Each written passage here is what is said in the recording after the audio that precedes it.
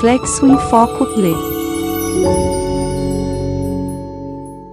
Olá pessoal, sou Luiz Alexandre Travaglini da Tecnopaper. Nós estamos no mercado há mais de 25 anos e representamos fabricantes de papéis especiais de diversas partes do mundo, vendendo seus produtos na América do Sul. Dentro do nosso portfólio, a linha de papéis base para siliconização e papéis siliconados sempre foi o negócio mais representativo em termos de volume, e é desses produtos que eu estou aqui para falar, os liners.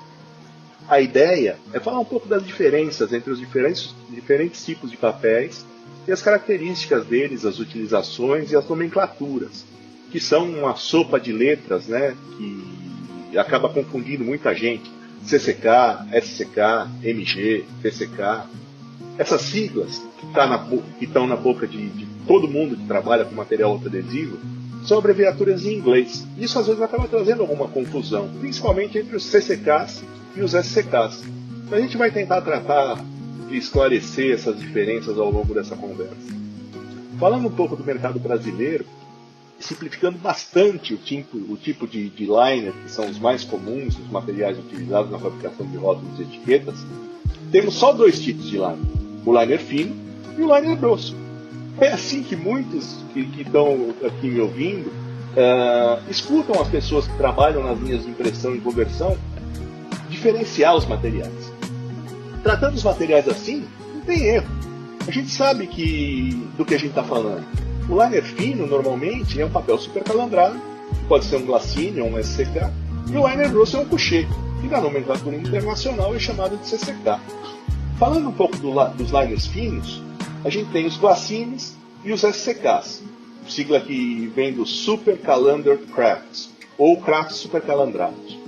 A diferença entre esses dois materiais são basicamente os níveis de transparência e de densidade, que são maiores quando a gente fala dos glacines. A densidade é uma característica bastante importante na conversão, facilitando o meio corte dos materiais. E a transparência tem um papel importante na aplicação dos rótulos e etiquetas, já que a leitura do posicionamento das etiquetas no nosso mercado é feito por um leitor óptico, um feixe de luz, que entende que a etiqueta acabou. E esse feixe de luz lê a transparência do liner. No mercado norte-americano, essa leitura normalmente é feita por uma linha preta, impressa no verso do liner, que eles chamam de black mark. E por isso, para eles, a transparência do liner não é uma característica importante como é aqui para a gente e também em outros mercados, como o mercado europeu. Eu acredito que todos já ouviram falar de problemas em relação a aplicadores ou balanças que acabam pulando algumas etiquetas por não terem entendido que a etiqueta acabou. Isso provavelmente ocorreu porque a transparência do liner era menor do que ela deveria ser. Por isso que os SCKs, que têm menor transparência que os glacines, acabam não sendo uma boa opção. Nós já tivemos também opções de CCKs, Clay Coated Crafts, que a gente chama de couché, e MG Coated, Machine Glaze Coated, que a gente chama de monolúcido revestido, utilizados para essa mesma aplicação. Nesses casos, por não serem papéis supercalandrados, para chegar no nível de transparência necessário para a leitura nas balanças ou aplicadores, a gramatura do papel tem que ser menor. Com menos fibra no mesmo espaço, lembrando que a gramatura é medida em peso por metro quadrado, o papel fica mais transparente e possibilita a leitura. Em contrapartida, com menos fibra, nós perdemos a resistência do papel, dificultando a utilização desses materiais em linhas de aplicação de alta velocidade. Por não serem supercalandrados, esses produtos têm mais corpo, são mais espessos. Essa característica pode ser uma faca de dois gumes na conversão. A gente pode ter laminados com a mesma espessura de um laminado que utiliza o glacine como liner, o que ajuda, né, porque evita qualquer necessidade de ajuste na altura das facas para o meio corte, mas acaba sendo um material mais fofo, que pode acabar mastigando e não cortando. Para os liners grossos, basicamente o que é utilizado no mercado brasileiro são os couchés, que são mundialmente conhecidos como CCKs, ou Clay Coated Crafts. Esses materiais são muito utilizados para etiquetas em folha e também para materiais autoadesivos que vão para as áreas de comunicação visual, que são impressos em equipamentos digitais, as plotters, e também em serigrafia. Para esses materiais, normalmente de gramatura maior, o importante é a planicidade. Aí também existem os PCKs, que são os Poly-Coated Crafts, ou papéis revestidos de resina, em uma ou nas duas faces. Eles são utilizados para a mesma aplicação dos CCKs.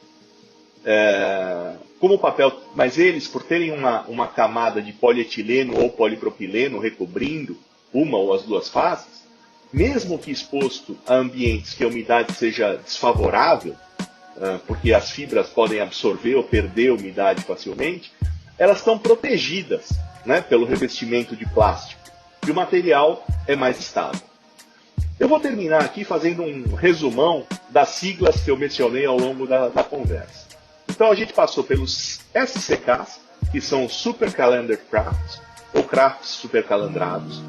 A gente passou pelos CCKs, os Clay Coated Crafts, ou crafts revestidos, que para nós aqui são conhecidos como couché. O MG, que é o Machine Glazed, que a gente chama de monolúcido.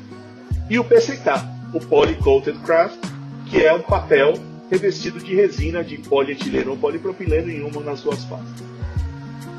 Acho que eu passei por todas as siglas aí que acabam confundindo um pouco a cabeça do pessoal.